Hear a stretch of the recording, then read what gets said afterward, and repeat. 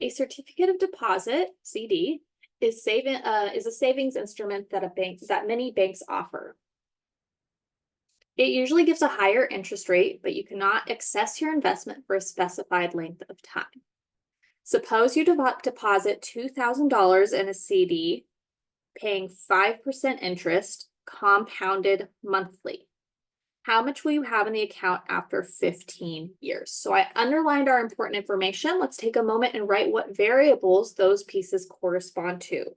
We are depositing $2,000. That is the initial amount. And our principal amount initial is P naught, $2,000.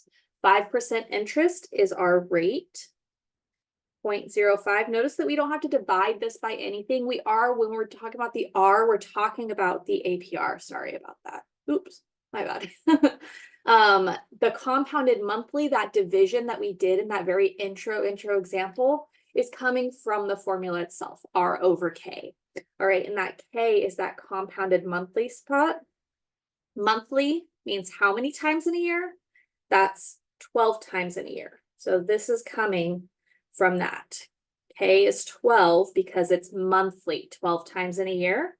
And we want to know how much money is in there after 15 years. What is that end amount? P sub n or P sub 15?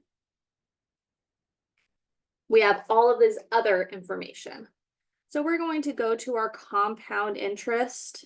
P sub n is equal to P naught times 1 plus R over K to the n times K power. This is an exponent, all right? When you're using your calculator, your scientific, you use that little caret looking guy to pop it up into the exponent spot. And then you want to make sure that either you have them wrapped in a set of parentheses, or again, depending on your calculator, sometimes it will actually show you're in the exponent. So you can just write the multiplication up there and it will work that same way.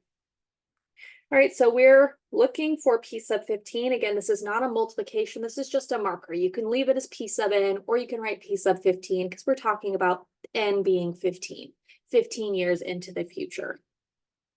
All right, this is 2,000 times 1 plus 0.05 over 12 raised to the 15, that's our n, times 12.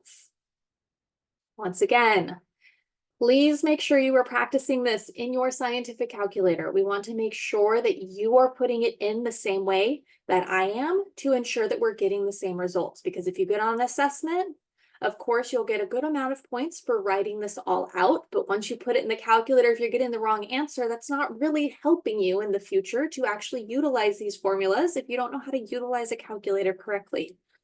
All right, so we are putting this into our calculator. We should get 422.407865, so on and so forth. All right, we are going to round this. It is money, so we want to look at this spot. Depends on what follows, 5 and above. In this case is 7. We round that 0 up to a 1. So the amount, the account is going to be worth $4,227.41.